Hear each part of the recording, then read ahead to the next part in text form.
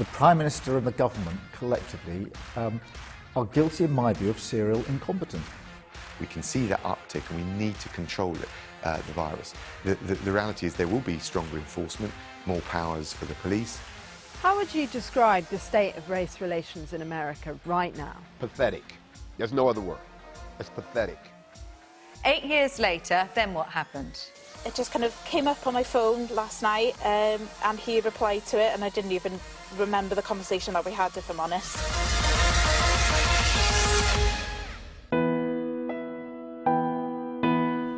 Labour, at a time like this, will act in the national interest. We will be a constructive opposition. We will support whatever reasonable steps are necessary to protect lives and protect our NHS. But I also want to say this. There should be nothing inevitable about a second lockdown. It would be a sign of government failure, not an act of God. It would take an immense toll on people's physical and mental health and on the economy.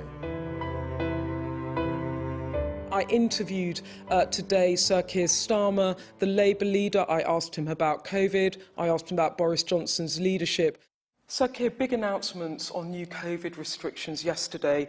Different leaders of different nations have gone in different directions. Do you think Boris Johnson went far enough? There are obviously different rules now in England, Scotland and Wales, and one of my criticisms of the Prime Minister is that he hasn't held the four nations together, barely had meetings with the leaders in the devolved administrations, and it would be far better if there was one set of rules across the whole of the United Kingdom. What's your view on households? On households, I mean, we're supporting the government's rule of 6. Obviously, we'll have to keep it under close review, but I am conscious of not trying to put up a different set of propositions to the government. The furlough scheme, you want more support for people if they can't get back to work. As the government is introducing new health restrictions, it's phasing out economic support. Businesses now, as the result of these new restrictions, are going to be put under huge strain, and you owe it to them to put a support mechanism in place. And the government really should have done that yesterday. Let's move on to your speech yesterday. You talked about the Prime Minister's character in your speech. You said of Boris Johnson that while he was writing flippant columns about bendy bananas, I was defending victims and prosecuting terrorists. While he was being sacked by a newspaper for making up quotes, I was fighting for justice and the rule of law. They're quite personal attacks.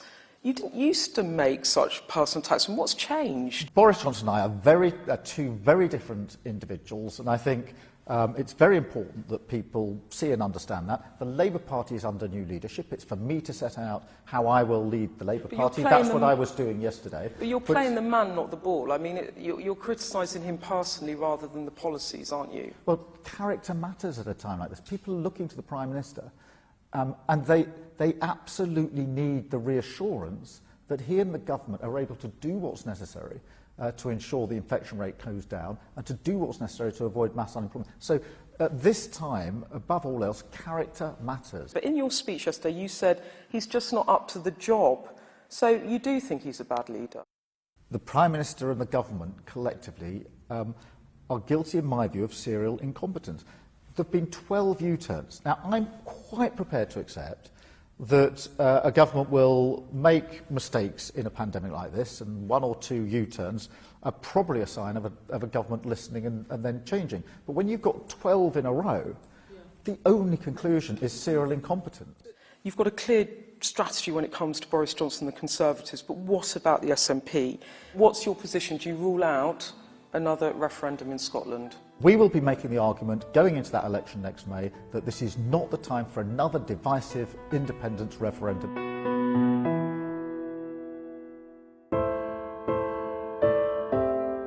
Tougher lockdown restrictions in England have been introduced by the Prime Minister, all in an attempt to prevent a second wave of coronavirus. In a speech to the country, Boris Johnson warned that the government will go further and even deploy the military if people do not obey the new rules. Foreign Secretary is with us now. Mr. Raab, good morning to you. Good morning. Calling in the army, what's all that about?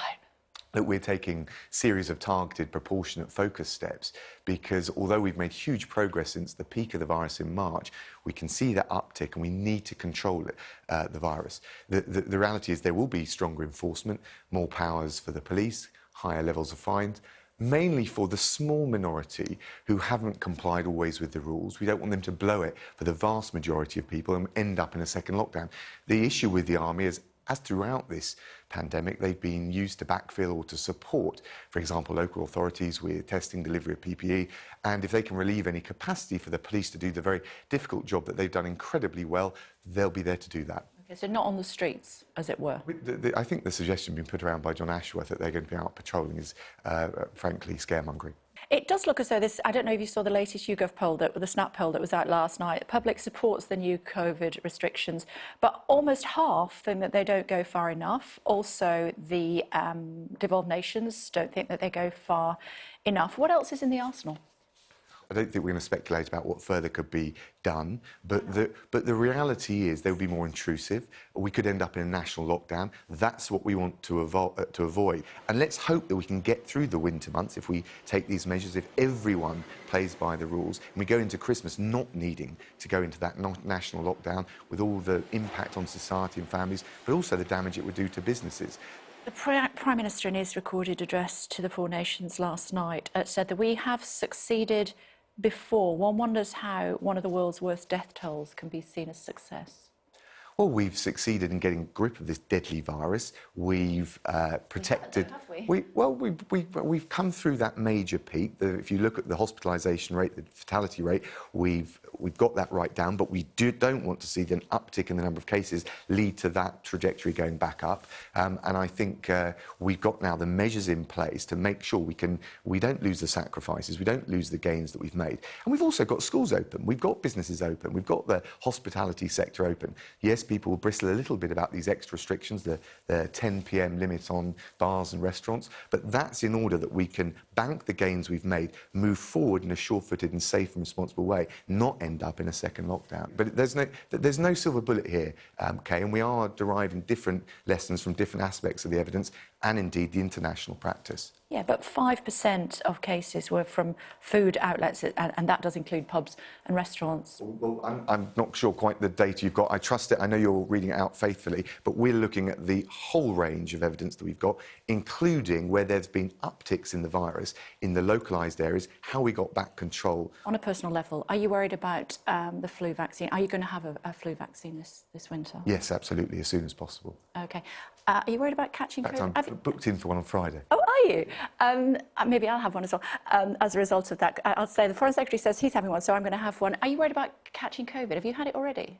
I haven't had an antibody test, but every time I've had symptoms, I've either self-isolated and then had a test, and so who knows? I mean, before the lockdown in March, back in February, I had some of the symptoms, and you never quite know from the swab test. You were looking really poorly in the House of Commons. Yeah. Well, but look, I've been tested a number of times, including when I went to the States, and I'm free of COVID.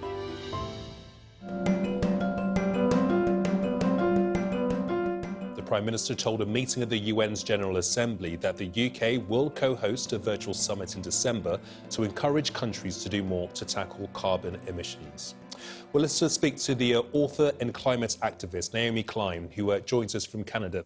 How do nations around the world prepare for the environmental challenges that we are all currently facing?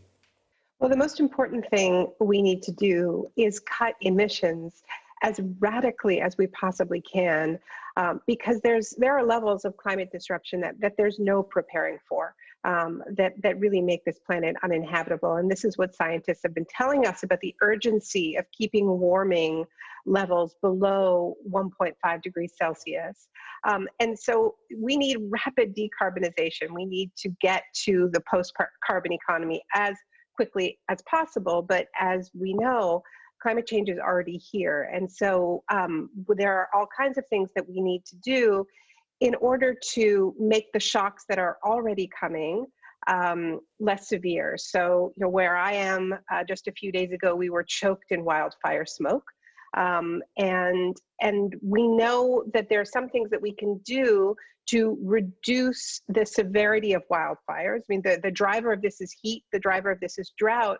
But part of what we've done wrong is we have not listened to what Indigenous people in this part of the world have known for a long time, which is that we shouldn't be suppressing all fire, that some kinds of fire are actually really important for controlling these kinds of out of control wildfires. So we need controlled burns. And part of this actually is centers around respecting Indigenous land rights. So that's just one example. Of course, we all know the kind of engineering responses, seawalls, all of this. But it's also about our relationship with the land around us and whether we are going to cling to this myth that we can control the natural world, or whether we're going to try to support natural cycles of renewal and also just kind of take up less space as humans, because we've been sprawling into wilderness in all kinds of ways. And closer to home, here in the UK, millions of people face the prospect of an uncertain employment future. You've written extensively about a Green New Deal. Sure. Is it now time for governments to start taking this seriously? Because there has been a lot of talk about it in recent years. Well, it was time a long time ago, but there's nothing like the present. If we had listened to scientists, if we had been listening to countries that were demanding a Marshall Plan for planet Earth more than a decade ago, like Bolivia, we wouldn't be where we are now. But absolutely, the book that I wrote that is just coming out now in the UK in paperback, it came out a year ago. And it's calling for a Green New Deal. And when that happened, I got a lot of pushback from people who said, look, the economy's going great. The original New Deal was introduced in the depths of the Great Depression by Franklin Delano Roosevelt, primarily as a jobs program, as a way to create millions of jobs for people who couldn't feed their families. And so a year later, I think the arguments for a Green New Deal look very different because, of course, we are still in the grips of the climate crisis, and it has deepened as it does.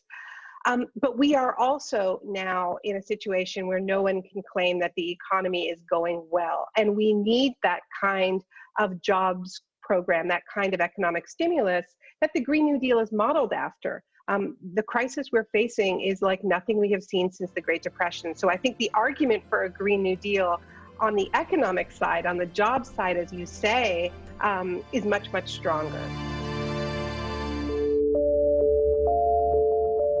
The mayor of Louisville in Kentucky has declared a state of emergency ahead of a looming decision in the case of Breonna Taylor. Her death at the hands of police, one of many that sparked protests across the US and the rise in prominence of armed militia groups. First rank, take 2 steps forward. This is the N.F.A.C. Armed, aggrieved, and increasingly visible. Y'all know what our rules of engagement are, right? We don't point our weapons at nobody, unless they point them at you. In an America where racial tension is raging. The group is exclusively black. And Grandmaster Jay is the closely guarded, enigmatic leader. He's agreed to speak with us from what he calls a safe house. The group says that it's not made up of protesters or demonstrators, that it is a black militia. And we're about to meet the leader, Grandmaster Jay. He's told us to come to a secluded location where he hopes we won't be seen. One of my jobs is to protect the identity of our members. That is why I am the only one that speaks for the N.F.A.C. You have folks that are veterans, that are corporate execs, that are members that don't want to have to deal in their personal life with the pressures of being a part of this organization.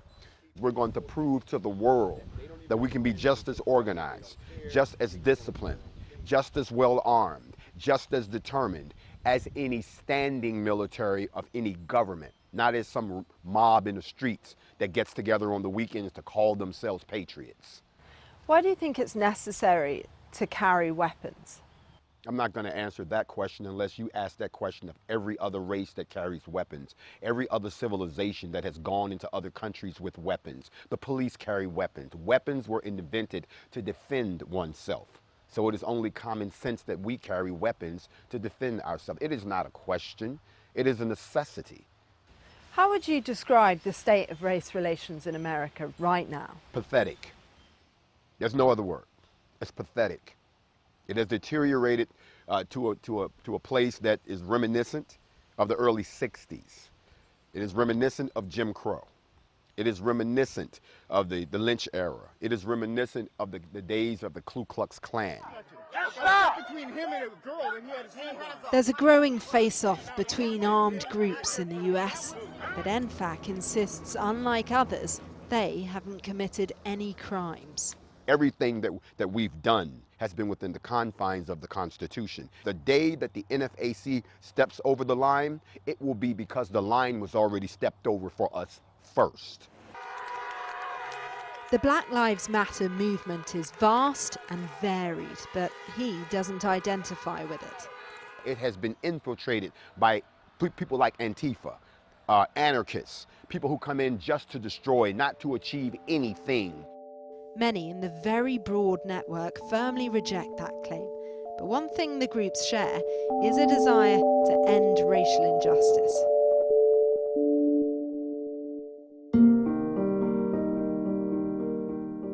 Now, Sir Harold Evans, the pioneering newspaper editor, has died at the age of 92.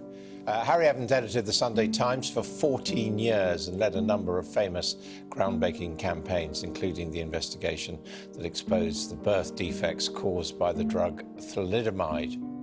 Well, joining me now is the author and former Sunday Times columnist and friend of Sir Harold Evans, Robert Harris. Why was Harry Evans so important to journalism? He was a newspaperman to his fingertips. He failed the 11 plus and went to work on a local paper in the north of England. And from there, he gradually worked his way up. He absolutely understood the nuts and bolts of the industry. And he combined this with a kind of campaigning mentality. In particular, he liked to use the newspaper to help the lives of his readers. And then when he came to London and edited the Sunday Times, he brought the same campaigning mentality down here. It's also worth pointing out for people that he changed the way newspapers looked. He was a brilliant on-the-page designer. And he made the Sunday Times a visually very impactful paper, along with the stories he ran on things like thalidomide.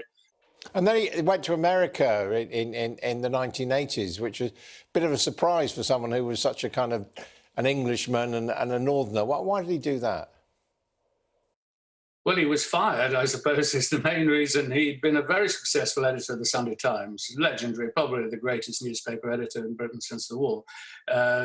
Then he made the mistake of going to the Times, which didn't suit him at all. He was, I wouldn't say Harry had a chip on his shoulder, but he was very much from an ordinary stock, always spoke with a northern accent, with a railwayman's son. He didn't get on with Murdoch. He was fired. He was married to an American journalist, Tina Brown, very famous in her own right. And so he made a new life for himself. At 55, he went off to New York and had a completely successful career as a publisher. And that's really where I got to know him, because in 1991, he bought my first novel and published it brilliantly. I think on the day that he dies, one should remember that he was a very inspiring man. He was a bundle of energy and enthusiasm. He always, you always started smiling when you saw Harry. He was a terrific guy, and it's very hard to believe, even though obviously he lived to a good age of 92, it's very hard to believe that he's no longer around. He liked to make mischief. He believed in facts and responsibility of the press, but he also believed that the press's job was to cause a bit of trouble for those in authority. And my God, he certainly did quite a lot of that.